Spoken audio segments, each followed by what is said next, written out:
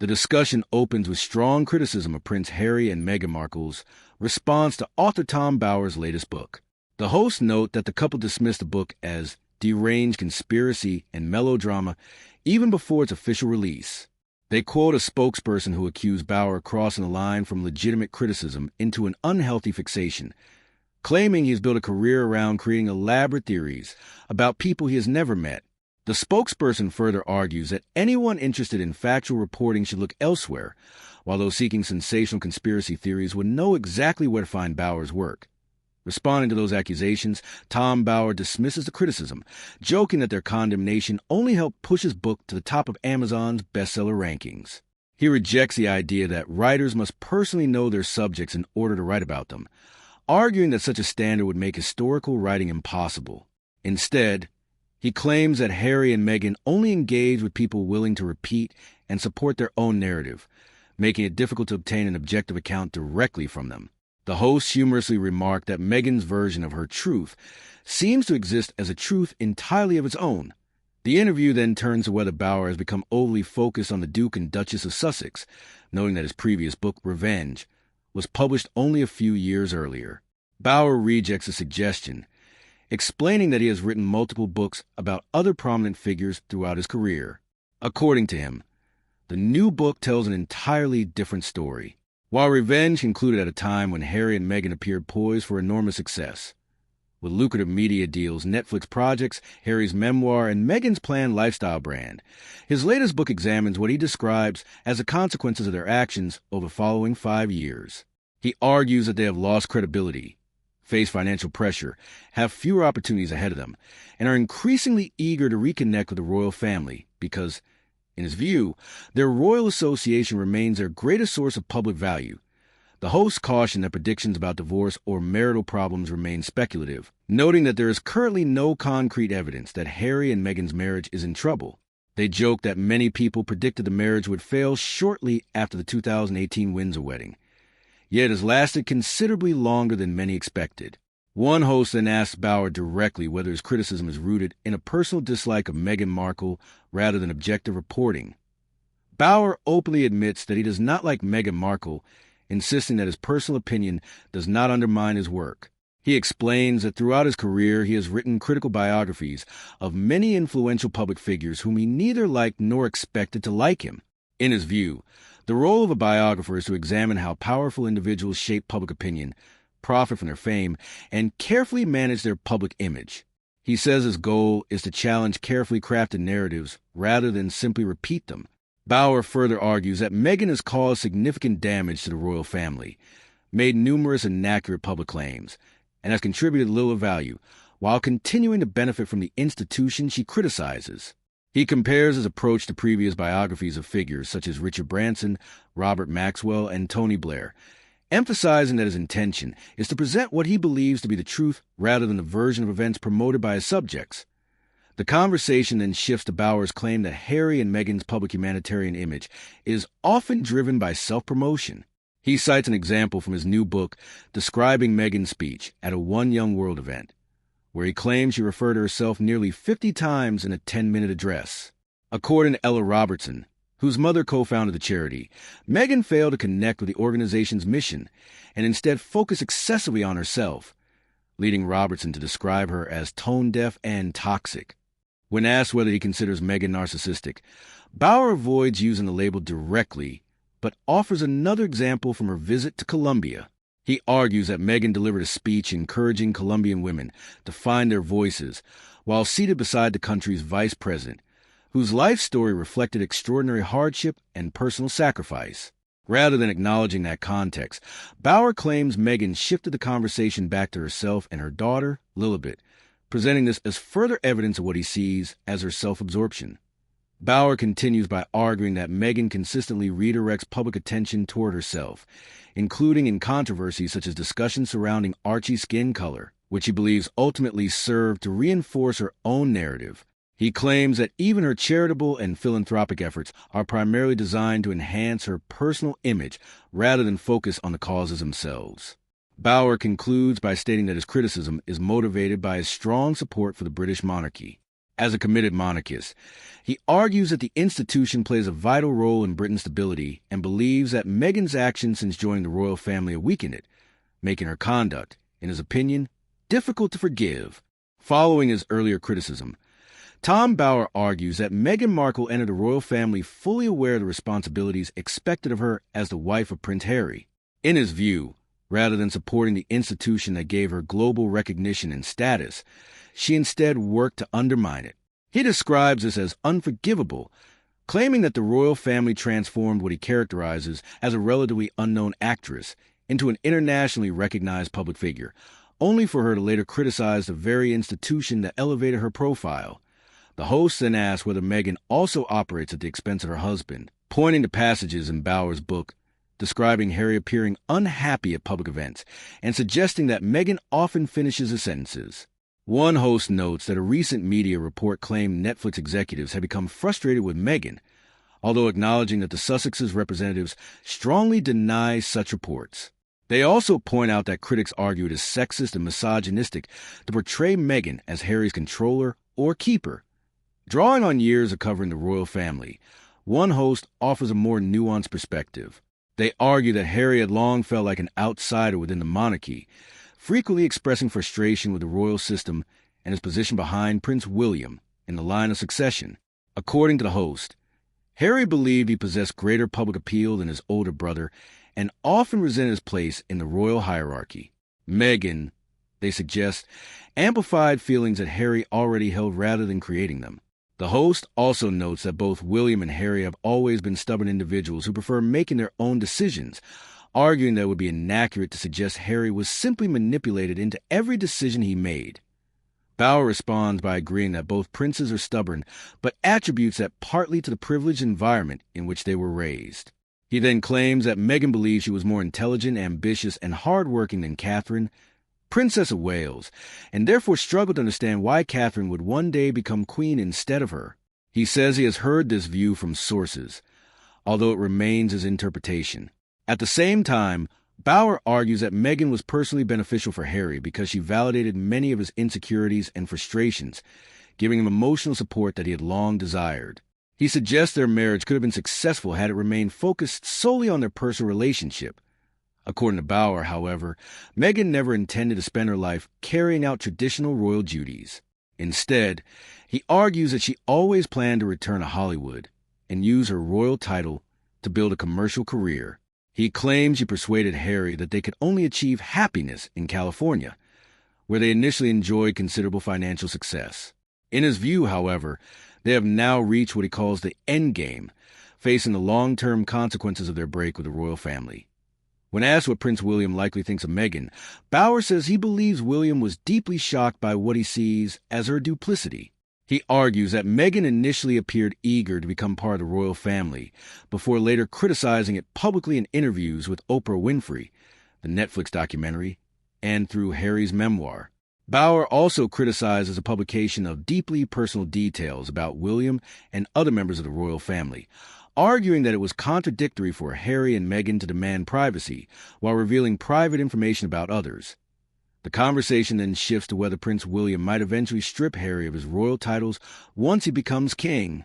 Bower argues that recent developments involving Prince Andrew demonstrate that changes to royal status can be made more easily than many had previously believed.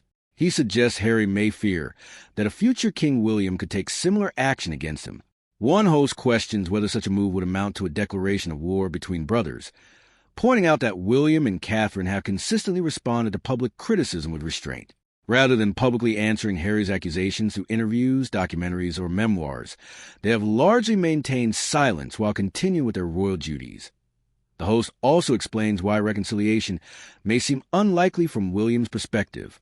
They argue that any private conversation with Harry and Meghan could eventually become public through media interviews, magazine articles, or future memoirs. Beyond concerns about privacy, they suggest William and Catherine have little desire to re-enter what they view as an emotionally exhausting family conflict that has already taken a significant personal toll. Bower, however, believes financial pressures could eventually force Harry and Meghan to rely even more heavily on their royal connections. He claims that maintaining their lifestyle in California is extremely expensive and argues that royal status remains highly valuable in Hollywood. Referring to reports of Meghan's planned appearance at a paid event in Australia, he suggests that the couple may increasingly commercialize their royal association. He further speculates that their recent decision to speak less frequently about the royal family may reflect concerns that continued criticism could eventually lead to consequences similar to those experienced by Prince Andrew. Bauer argues that if Meghan were to use the style Her Royal Highness in commercial settings despite previous agreements not to monetize her royal status, the royal family might eventually conclude that stronger action is necessary. He suggests there could come a point where the institution decides enough is enough in order to prevent further damage. The hosts then discuss the Australian event itself, explaining that attendees would reportedly pay a substantial fee for a table and the opportunity to take a group photograph with Meghan Markle. One host notes that paid access to public figures is not unusual and compares it to fundraising events held by political candidates. Another points out, however, that such arrangements are viewed differently when they involve members of the royal family. In response, the discussion acknowledges that King Charles, during his time as Prince of Wales, also hosted fundraising events where guests paid to attend. Bauer argues that the key distinction is that those proceeds supported charitable causes rather than providing personal income, which he says makes the situations fundamentally different. The discussion then turns to Prince Harry's current relationship with King Charles. When asked how much contact the two are believed to have, Tom Bauer says he suspects there is currently none. He recalls a brief meeting between father and son when Harry returned to Britain during one of his legal cases against newspaper publishers. According to Bauer, senior palace figures had previously indicated that no meeting was planned, leading him to believe the encounter was arranged at the last minute rather than being part of a broader reconciliation effort. The hosts ask whether Queen Camilla may be one of the reasons the relationship between Harry and Charles remained strained. They note that in Spare, Harry accused Camilla of sacrificing others to improve her own public image and suggested he has never fully forgiven his father's affair with her during Charles's marriage to Princess Diana. The discussion also references claims that, following Diana's death, there was a coordinated effort to rehabilitate Camilla's public reputation, and that Harry believed negative stories about him and Prince William were leaked during that period. While acknowledging that public relations advisor Mark Bolan played a role in improving Camilla's image, the hosts point out that some of Harry's broader accusations remain matters of debate rather than established fact. Bauer then refers to a claim in his book that Queen Camilla once told a friend Meghan Markle had brainwashed Prince Harry. He says the information came from someone who personally heard Camilla make the remark and states that he believes Harry willingly embraced Meghan's influence rather than being forced into it. At the same time, Bauer does not believe Camilla herself is the main obstacle to reconciliation. Instead, he argues that she would likely advise King Charles to avoid reopening old wounds, but ultimately leave the decision to him. In Bauer's opinion, the greatest barrier to any future reconciliation is Prince William, who he believes has lost trust in Harry and sees renewed contact as likely to end badly. The interview then moves to another anecdote from Bauer's book concerning Meghan's proposed coat of arms before her marriage. Bauer claims she initially requested a design featuring a songbird with its tongue cut out, interpreting it as a symbolic reference to being silenced. The hosts note that this echoes Meghan's famous Oprah interview in which she distinguished between being silent and being silenced, while also joking that Meghan remained highly vocal throughout her time as a working royal. Bauer argues that this alleged request demonstrates she anticipated conflict with the royal family even before officially joining it. Expanding on that point, Bauer claims that an unnamed but highly respected public figure was personally asked by the late Queen to educate Meghan about royal traditions and expectations. According to Bauer, the two met regularly at Kensington Palace over several sessions, after which this individual allegedly concluded that the relationship between Meghan and the royal family would eventually end badly. Bauer says this information only became available to him years later, and argues that it supports his belief that Meghan never intended to remain a long-term working royal. He further claims the royal family made significant efforts to help her adapt, even as they gradually came to believe the situation would not end well. The hosts note, however, that representatives close to Meghan strongly reject these claims, maintaining that she was satisfied with the coat of arms she ultimately received and denying Bauer's interpretation of events. They emphasize that nearly every major allegation in his book has been challenged by the Sussex's supporters and ask additional questions in the interest of balance, including whether Harry has become isolated from longtime friends after reportedly changing his phone number without informing many of them. Attention then shifts to Spare itself, with one host jokingly asking whether Harry appears unusually preoccupied with discussing his anatomy, noting that the memoir contains repeated references to his penis and the nickname Todger. Bauer dismisses a suggestion that he is the one fixated on the subject, explaining that digital searches simply made it easy to count the references. Instead, he argues that Harry personally approved every word of the memoir, including the audiobook version, despite what Bauer believes are factual errors and unnecessary personal disclosures. He also discusses the role of ghostwriter J.R. Moringer, suggesting that the writing style reflects elements of the author's own experiences, while acknowledging the book's extraordinary commercial success as one of the best-selling nonfiction works in recent history. The conversation then turns to Harry's criticism of journalists in Spare. One of the hosts remarks that they were anonymously portrayed in the memoir as an unreliable reporter, arguing that Harry may have confused them with someone else. They point out that they accurately reported Harry's relationship with Meghan before it became public, and also stand by earlier reporting that Catherine, Princess of Wales, was left upset following a bridesmaid dress fitting, despite Meghan later presenting a different version of events. Finally, the interview examines Harry and Meghan's relationship with Netflix. Bauer says gaining information from people involved in production has been extremely difficult because of strict non-disclosure agreements. Nevertheless, he claims to have spoken with someone who worked closely on the project and describes the production as being tightly controlled by the couple. According to Bauer, the original director left the project after disagreements, and he suggests there was frustration over creative interference. He argues that Meghan initially envisioned the documentary as a love story, but ultimately allowed it to become, in his view, a harsh criticism of the royal family in Britain. Bauer also criticizes the inclusion of several historians in the documentary, describing them as representing a strongly left-wing perspective, and notes that Meghan has previously expressed admiration for activist Malcolm X. These remarks reflect Bauer's personal interpretation and opinions presented during the interview rather than independently verified conclusions. For the interview continues with Tom Bauer criticizing production of Harry and Meghan's Netflix documentary. While acknowledging that the series attracted a large global audience and achieved significant streaming success, he argues that its overall message was deeply unfair. According to Bauer, the project was tightly controlled by Harry, Meghan, and their own production team, leaving little room for independent editorial judgment. He claims that staff working on the documentary were required to sign strict non-disclosure agreements and were instructed not to speak directly to the Sussexes unless first addressed by them. Bauer also says he was told by what he describes as a credible insider that staff were expected to refer to the couple as ma'am and sir. When asked why Harry and Meghan have reportedly experienced such a high turnover of staff over the years, Bauer attributes it largely to Meghan's demanding management style. He claims she frequently dismissed employees' contributions, failed to give them proper credit for their work, and created an environment in which some former staff members struggled emotionally after leaving. The host referenced reports published by Vanity Fair describing former employees who allegedly sought therapy after working for Meghan, while also noting the existence of a confidential bullying complaint reportedly held by Buckingham Palace.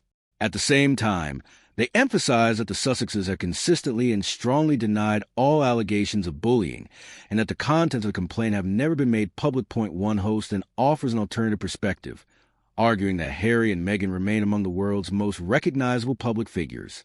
As globally famous celebrities and members of the royal family, they suggest it is not surprising if the couple expects a certain level of deference from those around them.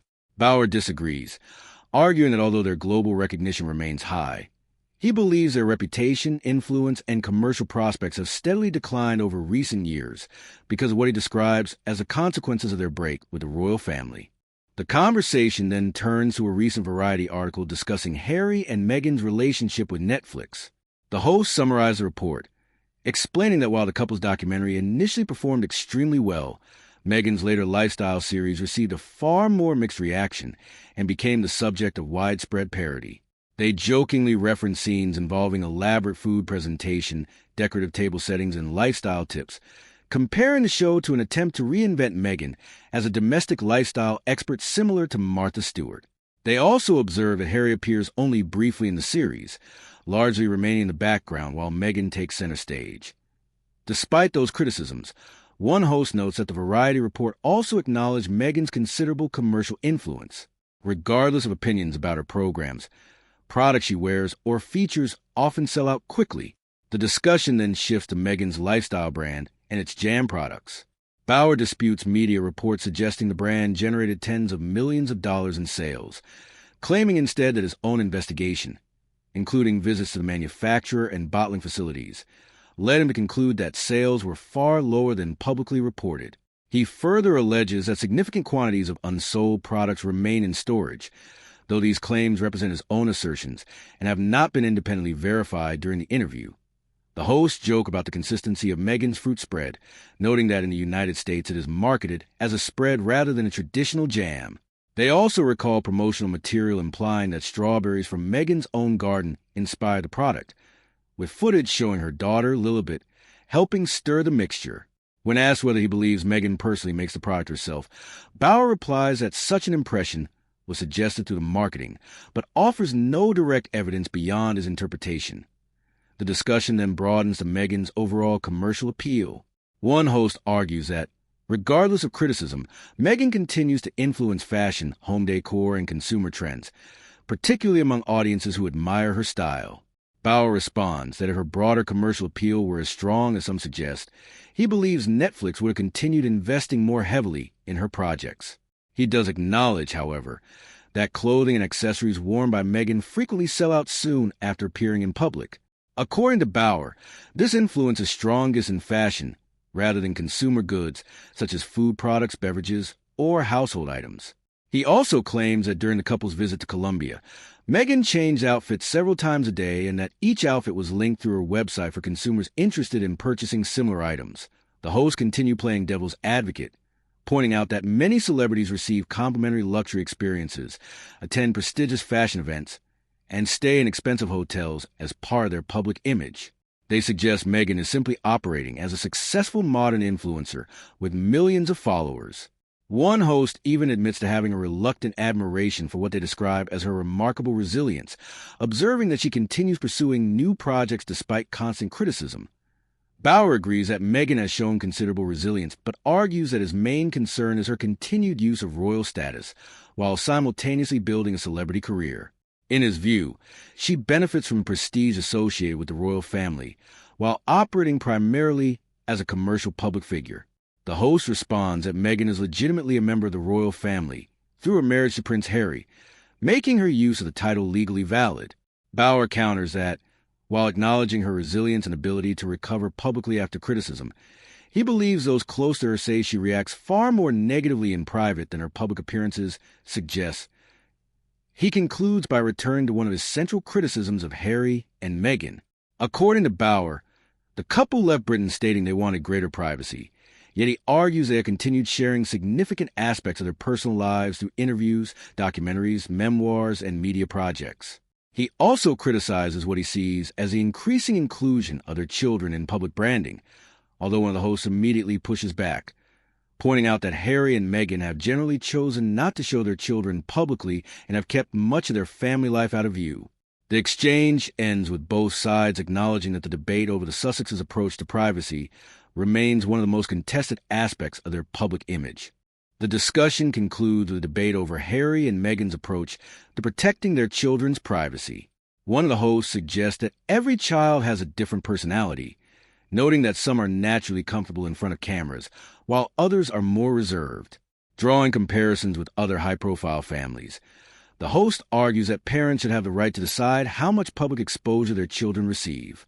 They mention figures such as David and Victoria Beckham, whose children have grown up in the public eye to varying degrees, while also pointing to celebrities like Rowan Atkinson, who has kept his family almost entirely out of public view. From this perspective, the decision ultimately belongs to the parents, even if the public chooses to criticize those choices. Bauer disagrees, arguing that Harry and Meghan cannot simultaneously leave Britain citing a desire for privacy while selectively sharing images or information about their children.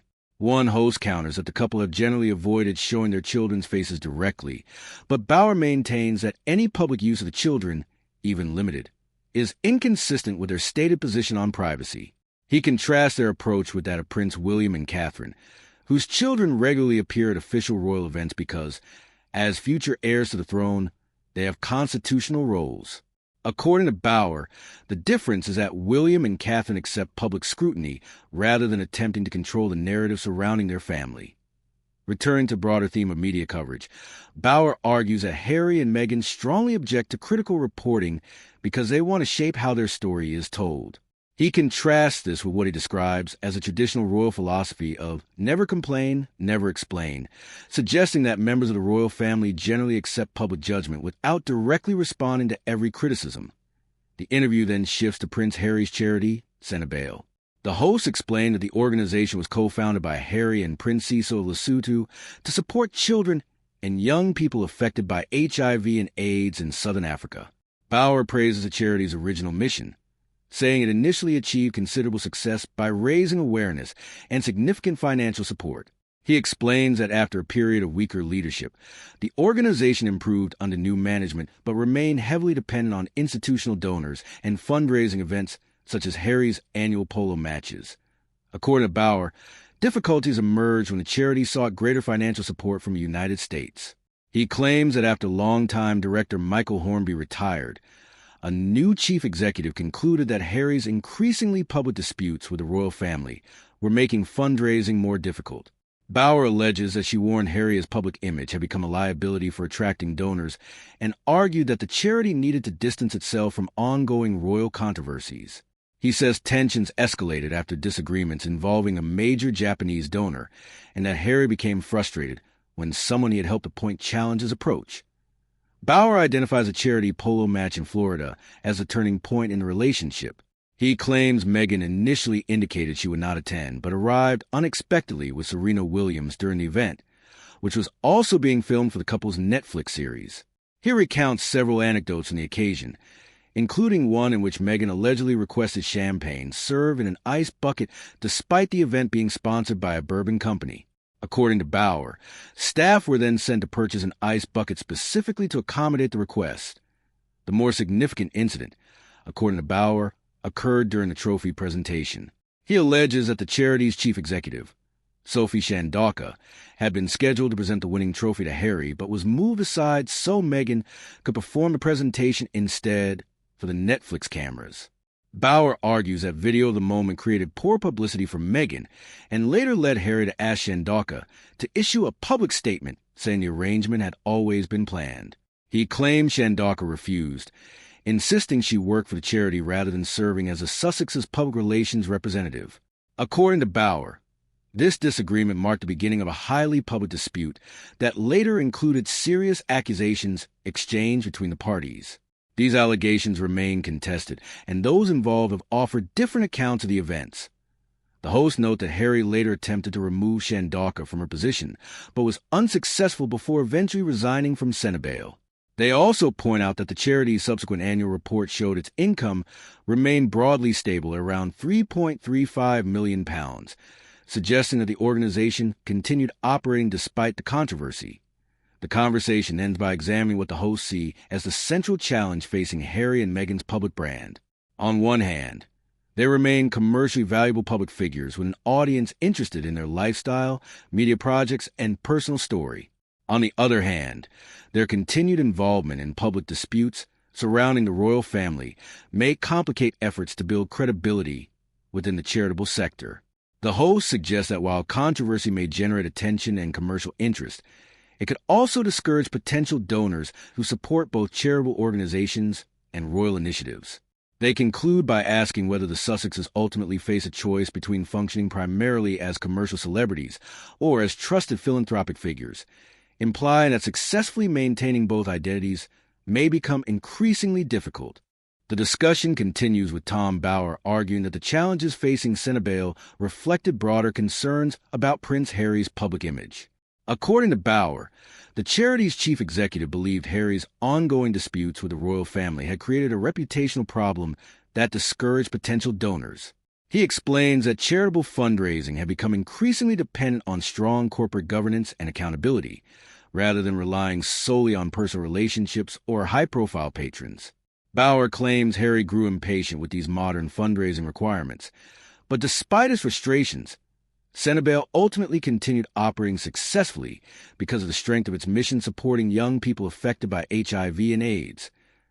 Bauer also argues that Harry's long absence from Africa was particularly significant given his well-known connection to the continent. He claims the charity's leadership had to persuade Harry to return after several years away, and suggests that Meghan did not share Harry's enthusiasm for Africa. One of the hosts pushes back, pointing out that Harry and Meghan famously became engaged during a trip to Africa, and that Harry had long described the continent as a place where he felt most at peace. The host suggests Harry's relationship with Africa predates Meghan by many years and reflects his long-standing desire to escape the pressures of royal life. The host goes on to describe Harry as someone who never appeared entirely comfortable within the royal family. Recalling years spent covering Harry's public engagements, the host says Harry often spoke about wanting to leave royal life behind and live in Africa, where he had developed close friendships and found a sense of belonging. They also highlight Harry's genuine commitment to charitable work, particularly his involvement with African children affected by HIV and AIDS and wounded military veterans through the Invictus Games. Having witnessed the creation of the Invictus Games firsthand, the host recalls seeing Harry's enthusiasm and compassion during visits to hospitals and rehabilitation centers, describing his interactions with disabled children and injured service personnel as sincere, deeply engaged, and unaffected by the presence of cameras.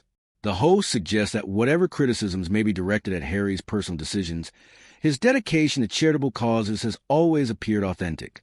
They also speculate that one of the more emotional aspects of Bauer's book is a suggestion that Harry increasingly plays a secondary role in his own public life, while Meghan takes center stage. According to the host, people connected with Senabel have told him Harry was genuinely devastated by the breakdown in his relationship with the charity. Bauer largely agrees with this assessment of Harry's charitable work. He praises Harry's interactions with wounded soldiers during visits to Colombia and Nigeria, as well as his leadership within the Invictus Games, describing his compassion as completely genuine. However, Bauer distinguishes Harry's charitable qualities from what he views as his conduct toward the royal family. He argues that Harry's decision to publicly criticize his father and other relatives in interviews and his memoir represented a profound act of disloyalty.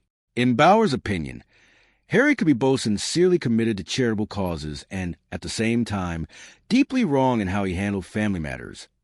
Returning to Senabel, Bauer argues that Harry neglected the organization during the years surrounding his departure from royal life and his move to California.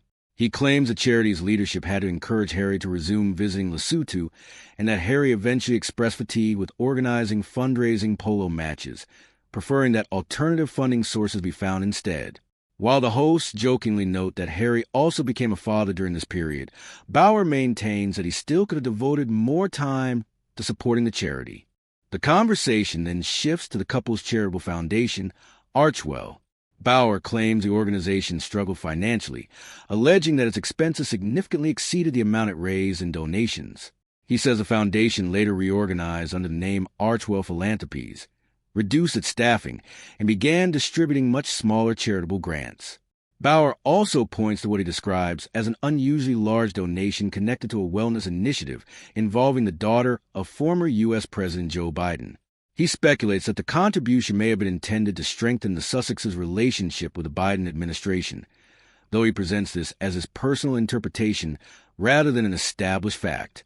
No independent evidence is offered during the interview to support that conclusion. As the interview draws to a close, the conversation turns to Harry and Meghan's political connections in the United States. The hosts recall reports that the couple may have been overlooked by figures such as former Vice President Kamala Harris and former President Barack Obama. Bauer responds by suggesting that, while there may have been some distance from Harris and Obama, he believes former President Joe Biden remained more sympathetic toward the couple. When asked whether Meghan still has ambitions of entering Democratic Party politics, Bauer says he believes there may once have been such aspirations, but argues that the opportunity is now past. The discussion then shifts to what Bauer believes Harry and Meghan should do next. In his view, their greatest priority should be reconciling with King Charles and rebuilding their relationship with the royal family. He argues that restoring those family ties would also restore the royal credibility that he believes underpins much of their public influence.